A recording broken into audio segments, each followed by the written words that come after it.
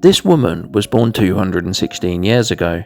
The photo was found in an antique shop in Kings Lynn, Norfolk. Her name was written on the back, so I was able to research her life. On the back, it was written Mrs. Stibbard, aunt of H.M. Goggs. I identified H.M. Goggs as Hannah Maria Howarth, who was married to John Bayliss Goggs.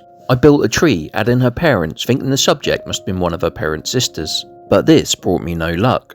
I then looked at the aunts of John Bayliss Goggs, and found his father had a sister, Elizabeth Prudence Goggs, who married Henry Oliver Stibbard. Elizabeth was born in Colkirk, Norfolk in 1808. She was the daughter of Robert Goggs and Mary Dix. She married Henry on the 9th of April 1834 in Hellhelton, a village not far from Colkirk in Norfolk. In 1841 they were living in Rays Lane, South Raynham, Norfolk. Henry was listed as a farmer and they had one son named William. They also had a male and female servant.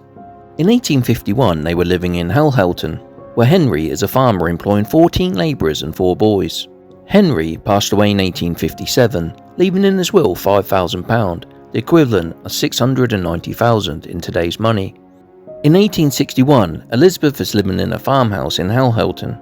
She is listed as a farmer employing 10 labourers and 1 steward, 1 shepherd and 4 boys, on 468 acres of land. Living with her is a sister Catherine and a dairy servant. In 1871 she is living in Creek Road, Little Walsingham, Norfolk, with her sister-in-law Elizabeth Goggs. She had a cook and a domestic servant.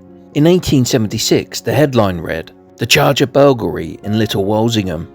On Monday, Walter Lewis, a moulder of Great Walsingham, was brought up in custody from Norwich Castle and charged with feloniously breaking and entering the premises of Elizabeth Prudence Stibbard with the intent to steal. The case excited great public interest, and the Shire Hall was crowded during the whole of a very prolonged hearing. In short, Walter had broken the glass in the door and woken up Elizabeth, her sister Catherine and her servants. She raised the alarm and neighbours came, and Walter stood there with his hands in his pockets leaning against the wall.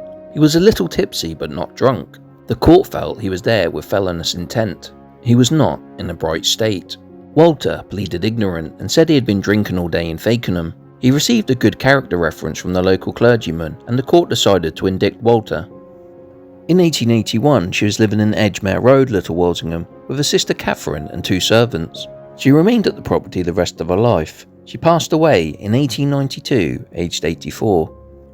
Her son seems to disappear from all records after the 1841 census, so it's unlikely I'll be able to find any descendants. It's a shame as it's a fantastic photo, but I guess it will have to stay in my growing collection of forgotten people. So rest in peace, Elizabeth, you will be remembered.